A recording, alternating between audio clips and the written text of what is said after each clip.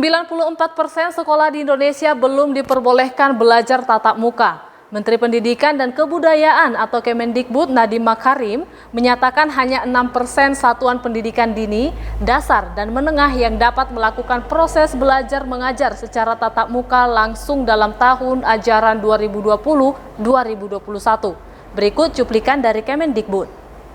Terima kasih. Assalamualaikum warahmatullahi wabarakatuh. Terima kasih Pak Sekjen. Terima kasih Bapak Ibu yang sudah hadir di acara press conference ini.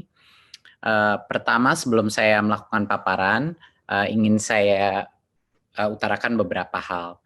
Pertama adalah dalam situasi COVID ini, yang terpenting adalah kesehatan dan keselamatan para murid-murid kita, guru-guru kita, dan keluarganya murid-murid kita. Dan prinsip dasar itulah yang kita gunakan.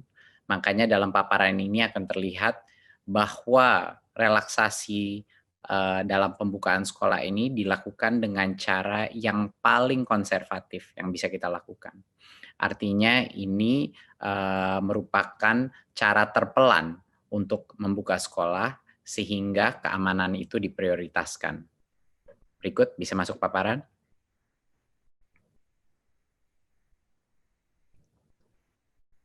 Ya, terima kasih. Berikutnya. Ya, prinsip utama di masa pandemi adalah kesehatan dan keselamatan itu nomor satu. Memang banyak yang dikorbankan dengan adanya sekolah ini belajar dari rumah, banyak yang mungkin tidak kualitas pembelajaran ada yang dikorbankan, dan juga kualitas daripada semua pembelajaran daring pun tidak semuanya sama dan banyak sekali yang mengalami kesulitan. Tetapi di masa pandemi ini, di mana kita masih dalam krisis COVID-19, Kemendikbud mengambil sikap bahwa kesehatan dan keselamatan adalah yang utama. Dan itu akan terlihat dengan strategi kita ke depannya. Berikut. Ya, sekarang kita masuk kepada pendidikan anak usia dini, dasar, dan menengah. Rencana ke depannya. Seperti yang saya telah informasikan sebelumnya, tahun ajaran 2020 dan 2021 itu tidak berubah jadwalnya, tetap saja pada bulan Juli 2020, ya. Tapi jadwal itu tidak berdampak kepada metode apa pembelajaran yang ada, maupun daring ataupun tatap muka.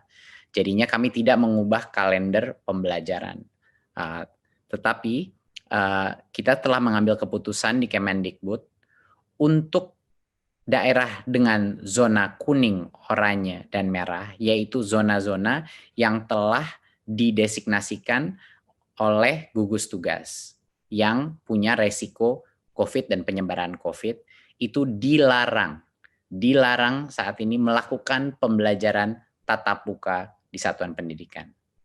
Jadinya untuk zona-zona yang merah, kuning, dan oranye ini merepresentasikan pada saat ini 94% daripada peserta didik, ya, di pendidikan dini, dasar, dan menengah. 94% daripada peserta didik kita tidak diperkenankan untuk melakukan pembelajaran tatap muka. Jadinya masih belajar dari rumah. Ya.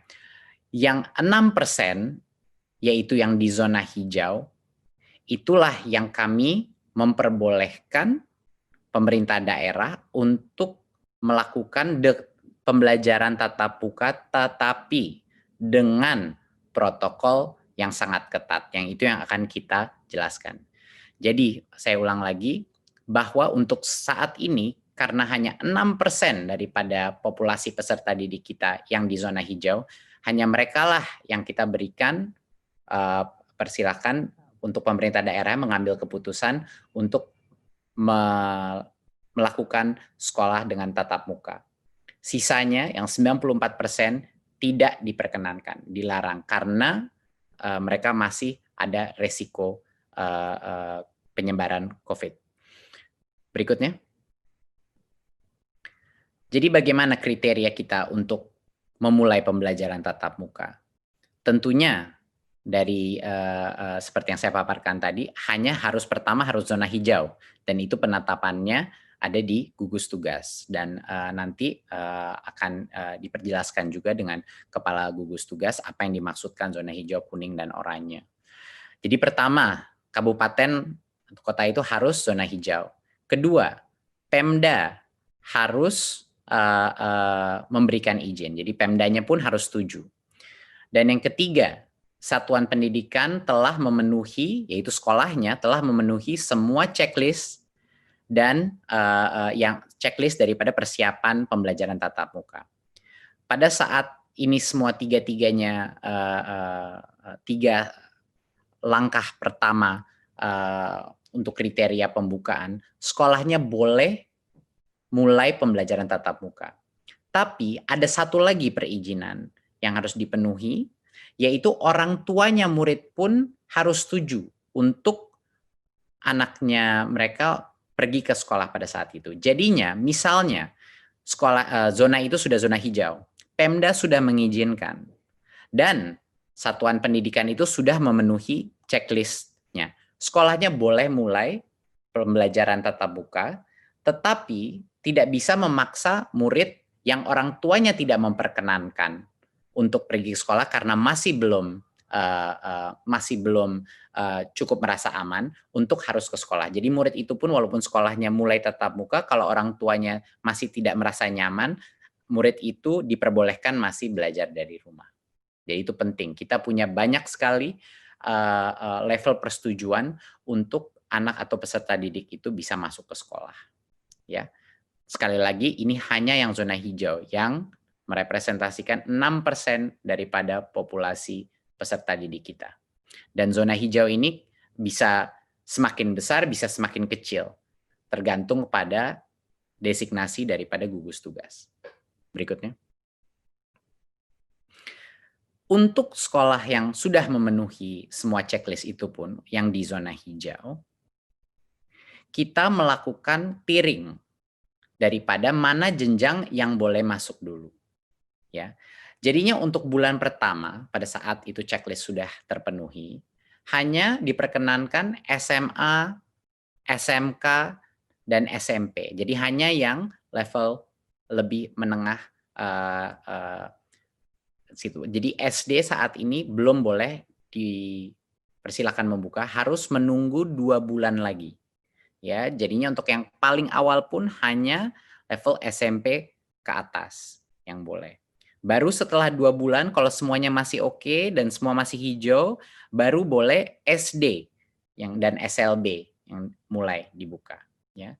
Mungkin saya koreksi untuk yang tahap 1 adalah SMA, SMK, MA, MAK, SMTK, SMK, dan lain-lain. Ya. Untuk tahap 2, 2 bulan setelah itu baru boleh SD, ya, MI, dan paket dan SLB. PAUD adalah yang paling terakhir dan baru boleh di bulan ke-5 kalau zona itu masih hijau, ya. Bulan ke-5 barulah PAUD boleh memulai belajar dengan tatap muka. Dan kami telah mendapat berbagai macam masukan dan input dari berbagai macam